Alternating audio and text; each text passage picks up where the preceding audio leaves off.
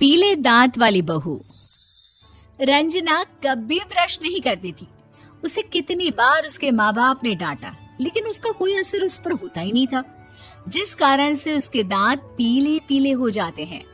शादी के बाद अरे बहू, वैसे तो तुझ में कोई कमी नहीं है, पर तेरे दांत इतने पीले कैसे हैं बेटा?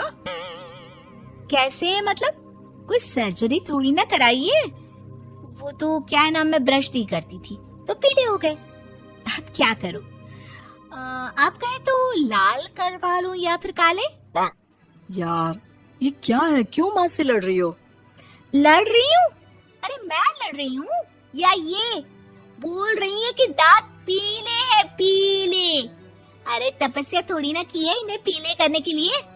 बकायदा ब्रश नहीं किया है 20 साल तक, तब जाकर। छी, कैसी बात कर रही हो? ये उस वक्त तो पीले नहीं थे जब हम लोग तुम्हें देखने आए थे। अरे तब साफ करवा लिया होगा डेंटिस्ट के पास जाकर। अब देखो कैसे पीले पीले लग रहे हैं। रंजना सास की तरफ गुस्से से देखती है। फिर शुरू हो गई पीले पीले पीले। अरे पीले तो तब भी थे जब मेरे हाथ का रसगुल्ला उड़ा उड़ा कर खा रही थी और बोल रही थी, लड़की नहीं गुणों का खजाना दे रहे भाई साहब आप। खैर, अब वो लोग करते भी तो क्या करते, पीले दांत वाली बहू पल्ले पड़ी थी तो झेलना तो था ही। एक दिन कीर्तन में रंजना गाना गा रही थी।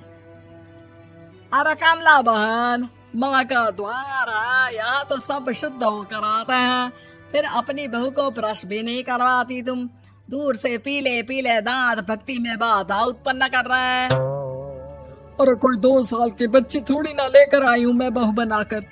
अच्छी खासी लड़की है, अरे कैसे करवाऊं ब्रश? ये तो उसे खुद करना चाहिए ना। अब माँ बाप तो इसके जैसे तैसे निपटा दिए, ये नहीं सोचा कि सास कैसे संभालेगी। सास बहू को लेकर घर आ जाती है, लेकिन सोच लेती है कि अब इसे लेकर कहीं नहीं जाएगी।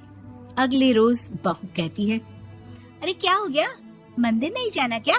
कीर्तन का वक्त हो रहा है। मेरी मधुर वाणी से कान्हा जी जागते हैं और सोते हैं। आप तो जानती है ना उनकी भक्ति में कितना मन लगता है मेरा। वो क्या है ना, तबीयत ठीक नहीं लग रही है मेरी, आराम करूंगी मैं। तबीयत ठीक नहीं लग रही? अभी तो मिथुन के गाने पर नाच रही थी आप, और अब बोल रही है कि तबीयत ठीक नहीं लग रही। अरे भक्ति में मन लगा लो सासू माँ, ऊपर जाना है, क्या मुंह दिखाओगी आप? हाँ, सास को बहू की